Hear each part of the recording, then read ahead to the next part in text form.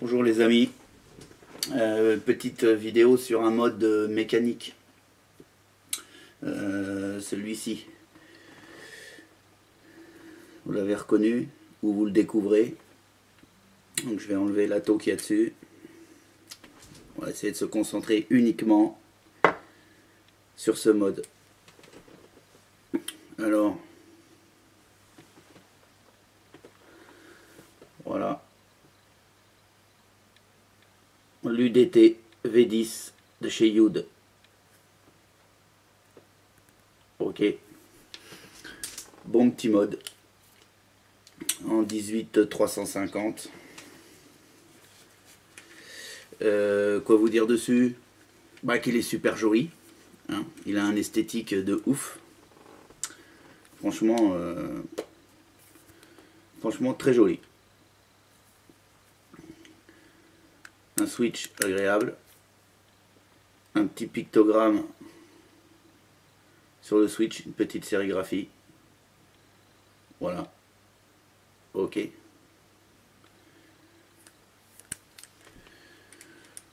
Tout acier inoxydable, switch réglable, switch réglable, n'importe nawak moi aujourd'hui, mais n'importe nawak. Switch réglable, switch verrouillable, tout simplement en le vissant et en le dévissant,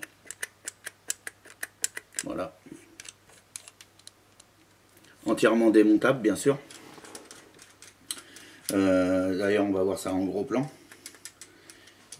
Voilà, bon, quand même quelques petits défauts sur le mode, hein. Mis à part qu'il est très joli, il a quand même des défauts. Bon, moi ils sont pas, je dirais qu'ils sont pas rédhibitoires, hein. Ça reste quand même un mode sympa pour moi. Moi il me va bien.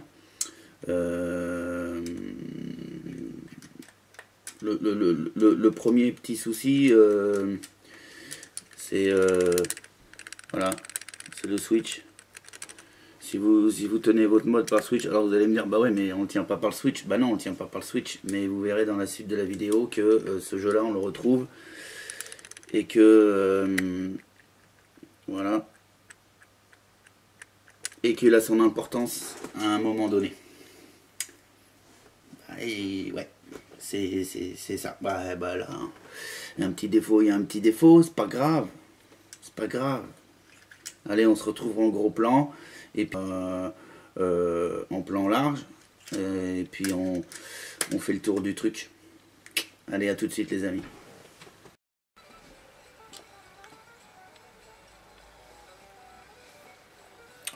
Bon, et bien voilà. Voilà l'UDT démonté, d'accord. Bon, on va tout simplement maintenant procéder au démontage, puisque là on le voit à cœur ouvert, on va dire ça, hein. Voilà, donc on a 1, 2, 3, 4, 5, 6, 7, 8, 9, bah voilà, 10 pièces qui composent l'UDT V10, et on va procéder au remontage, voilà, relativement rapidement. On va en profiter en même temps pour le graisser gentiment. On va pas en mettre 3 tonnes. Moi en l'occurrence c'est pas de la graisse que je mets, c'est du style WD-40, d'accord. Ça marche super bien à l'aide d'un coton-tige tout simplement. Alors comment on fait? Et ben, c'est tout simple. Je mets un petit sopalin là pour pas tout pourrir avec le produit. On remue la petite bombette et puis on vient tout simplement, voilà, c'est tout con, hein. On en met un peu sur le coton-tige. Alors ouais, ça sent un peu, c'est vrai, l'odeur est pas c'est pas du parfum quoi, hein, mais bon. Et puis eh ben on va simplement en mettre sur tous les filetages, uniquement les filetages, sauf la connexion 510. Ok, À part ça, vous allez pouvoir en mettre sur tous les filetages, sauf au niveau de la connexion 510. Pourquoi pas la connexion 510? Tout simplement parce que du côté de la connexion 510, on risque d'avoir du airflow, et les émanations de ce produit-là, les vapeurs, s'ils sont pile poil au niveau de l'airflow, on va forcément, on va avoir un risque, en même temps que d'aspirer l'air, d'aspirer les vapeurs du liquide. Donc, par contre, si vous en mettez simplement sur les connexions, sur les filetages du mode, il n'y aura aucun souci. Et bien au contraire, ça va vous permettre d'avoir des filetages qui vont tourner déjà premièrement super bien, ça va être nickel chrome, et secondo, ça va améliorer la conductivité. Donc là, vous avez vu à l'intérieur, j'ai remis le petit ressort. Donc on le place au centre. Ensuite, on vient prendre cette pièce là. Ok. On vient la visser comme ceci.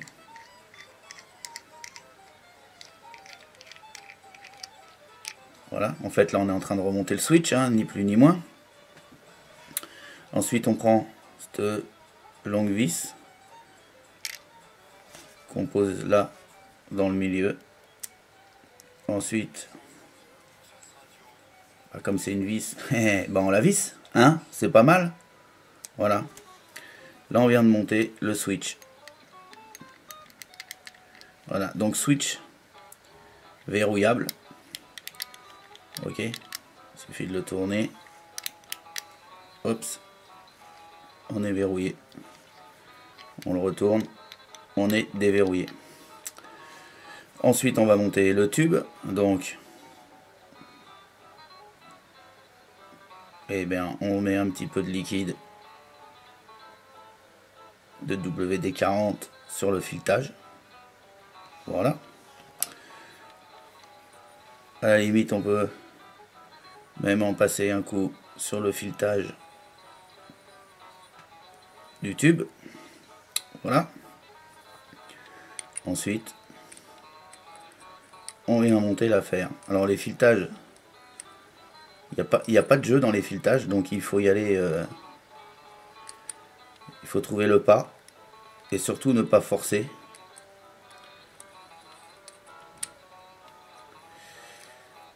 Voilà. Donc, hein.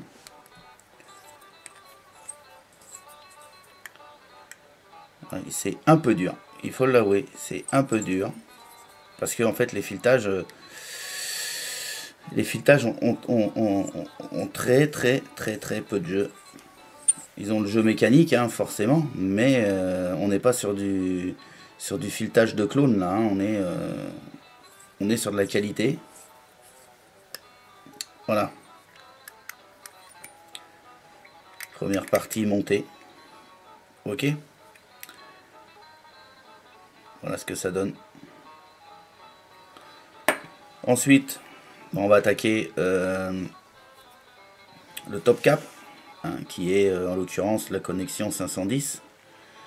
Vous pouvez voir les larges rainures qui sont sur le top caps.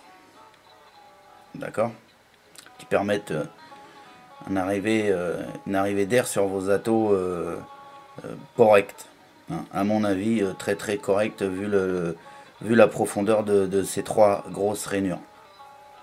Je mettrai un petit bémol. Alors c'est joli, c'est super beau l'effet glace là, hein, y a pas de souci. Côté esthétique, c'est super beau.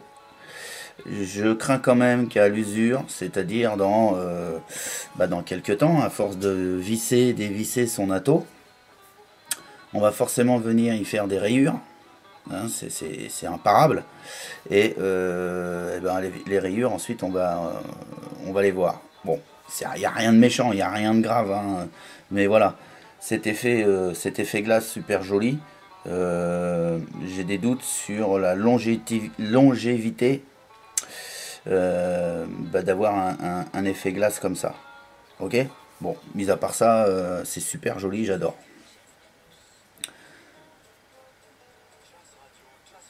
Voilà, la connexion 510 taillée dans la masse, vous voyez, hein. Donc on est sur de l'acier inoxydable, donc il n'y a pas de souci, il n'y a pas de raison que on vienne pourrir dans très peu de temps la connexion 510 à force de dévisser et revisser des atos. Ok, donc on va procéder donc au remontage. Le remontage, bah, c'est tout simple. On a cette vis là. Hop, cette partie là, en fait, ça va être le pin de la connexion 510. D'accord. Vous avez un molletage à ce niveau là qui va vous permettre le réglage de cette fameuse connexion 510. D'accord. Voilà. Ok. Donc, et la profondeur, on le descend ou on le monte. Ce qui va nous permettre d'avoir, quand on va monter, quel que soit l'atto que vous allez monter sur votre mode, vous allez pouvoir le mettre flush pour avoir un effet esthétique bah, nickel. En fait, ni plus ni moins. Ok, donc première vis, le pin de la connexion 510. Ensuite, on a une deuxième petite vis, comme ceci, pareil, avec un petit molletage. Ça, c'est sympa, les molletages. Ça permet de l'avoir bien en main, surtout que quand on manipule, quand on manipule nos modes, nos atos, nos e-cig, nos batteries, on a toujours un risque d'avoir un petit peu de liquide sur les doigts, c'est gras. Si on n'a pas le molletage, c'est un petit peu galère. Cette vis là, c'est quoi cette vis là? Cette vis là, ça va nous permettre de régler au niveau des plots de nos accus. C'est-à-dire que vous allez très bien pouvoir mettre de la batterie sans téton et de la batterie avec téton, en fait. Ça nous permet ça de régler. Alors si on a un téton, eh ben, on la vissera plus. Si on n'a pas de téton, on la dévissera pour pas avoir de jeu dans le corps au niveau du mode. Voilà. Ça va bien, hein, ça va bien, ça va bien. Ça va très bien. Ensuite, eh bien, on a une dernière pièce à monter, qui est celle-ci. Donc, on vient y mettre aussi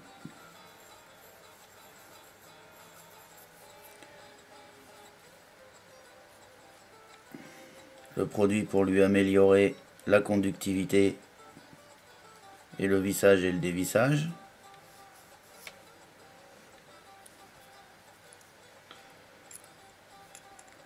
Voilà. C'est nickel, les filetages,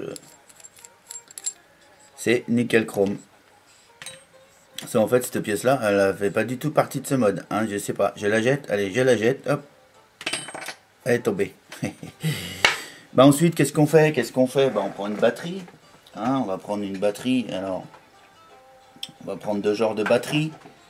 On va prendre une batterie donc avec un plot et on va prendre une batterie flap top. Ok, voilà. Donc eh bien, y insérer la batterie. Vous voyez, hein, la batterie elle n'a pas au niveau des diamètres, il n'y a pas de jeu. On va essayer de vous faire voir. Voilà. Hein. Ok, c'est nickel. Là, sur le mode, on a bien les trous de dégazage. 1, 2 et 3. Ok, au niveau du switch. Alors, bon, ça va. Ça raccroche pas plus que ça. Ça me paraît relativement souple. On lui met donc la batterie.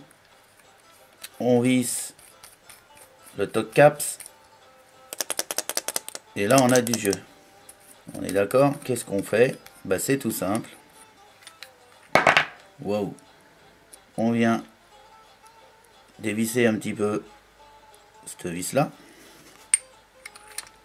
Et puis bon, on se refait un essai.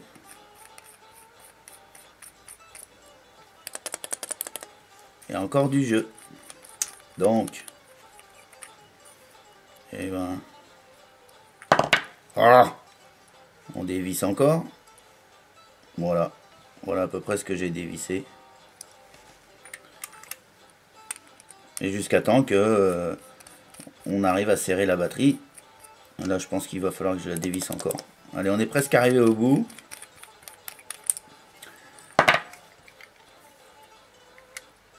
Allez, hop.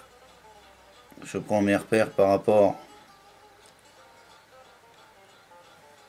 au bord de cette bague. Pour les prochains montages, je me dis bon, bah ok, ça sort d'à peu près une bonne moitié de la vis, du molletage.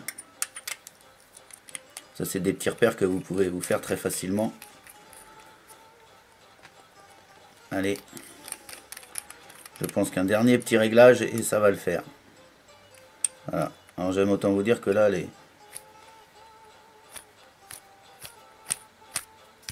c'est du bonheur. C'est du bonheur. Voilà, ça bouge plus. On est bien. On est nickel. On est nickel chrome. Bah écoutez, on va se revoir en plan large et puis on va lui monter un petit tâteau dessus et puis on va voir ce que ça donne. Hein? Allez, à tout de suite les amis.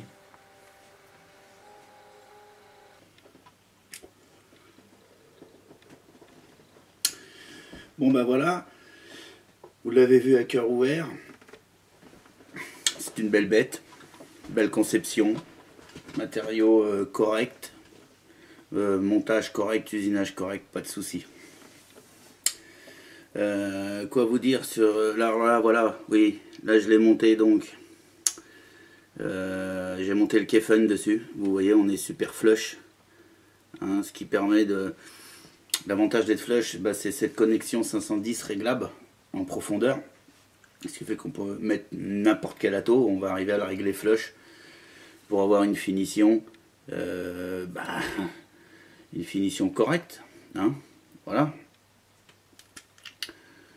Au niveau encombrement, bah, vous voyez, hein, dans la main, ça tient dans la main. Hein, j'ai pas des grosses mains moi, donc il n'y a pas de souci. On peut même dire que c'est un mode de fille.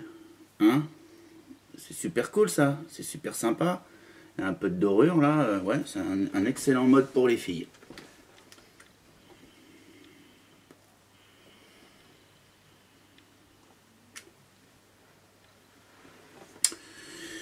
Quel défaut est là? Défaut mineur, c'est cet effet glace au niveau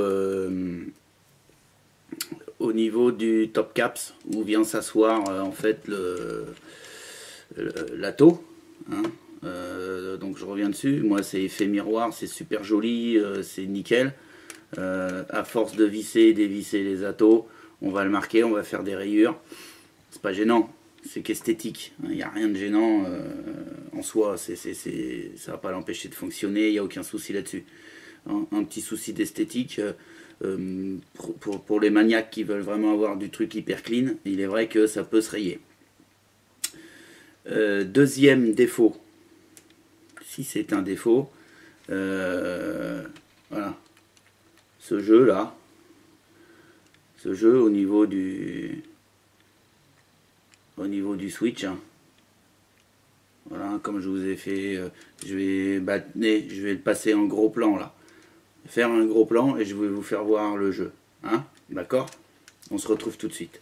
Allez, on se refait un deuxième petit gros plan. Je vais vous le faire voir le jeu au niveau du switch. Ouais, bof, c'est pas terrible. Hein, voilà. Voilà le cinéma. Alors, ça c'est un mode. Bon là il est monté avec le Kefun, donc on a un certain poids, c'est évident. D'accord. Le problème c'est que vous vapez. Nickel. Si vous le posez sur la table, Il faut pas. Il faut pas parce que ça fait contact. Ça fait contact et en plus, voilà. Voilà le boulot. Ça bouge. Pour pas que ça bouge, ben, il faut bloquer le switch en fait. Et là on a quelque chose de stable, il n'y a pas de problème. Il tient super bien.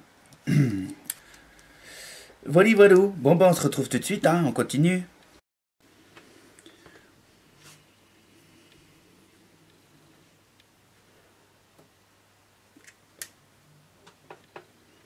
Vous avez vu? Voilà. Pour moi c'est un défaut, mais bon. Et c'est pas non plus catastrophique, ça enlève rien. Ça enlève rien à ce mode. Je dirais, c'est un petit peu le souci de ces Switch au cul qui sont posés sur un ressort en fait. Et ils ont toujours plus ou moins de jeux. J'ai l'impression que sur l'UDT, sur l'UDT V10, on a un peu plus de jeux. Mais bon, hein, on peut prendre le Bagua, on peut prendre tout ce genre de mode méca. On va retrouver ce jeu. De mémoire sur le Bagua, pour citer le Bagua, il a le ressort du Switch un petit peu plus raide, ce qui nous permet quand même de pouvoir le poser sans avoir le risque d'enclencher la batterie et d'alimenter l'atto. Lui, il l'a pas, il faut vraiment verrouiller le Switch avant de le poser sur une table. Bon, voilà. Ça fait deux petits défauts. Hein, pour chipoter. Sinon le switch reste souple, il n'y a pas de souci.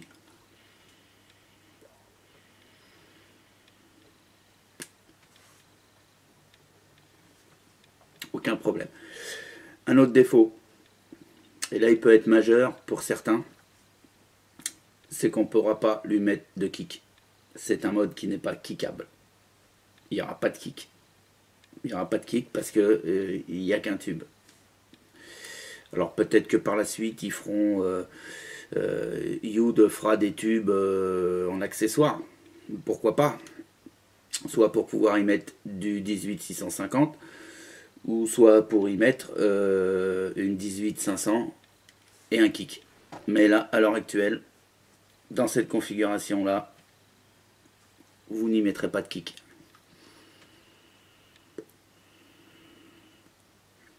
Ah, c'était vissé lui.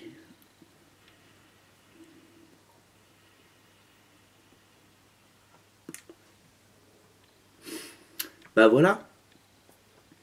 Je vous mettrai en descriptif le lien de la boutique où je me suis procuré. Le prix, je me souviens plus.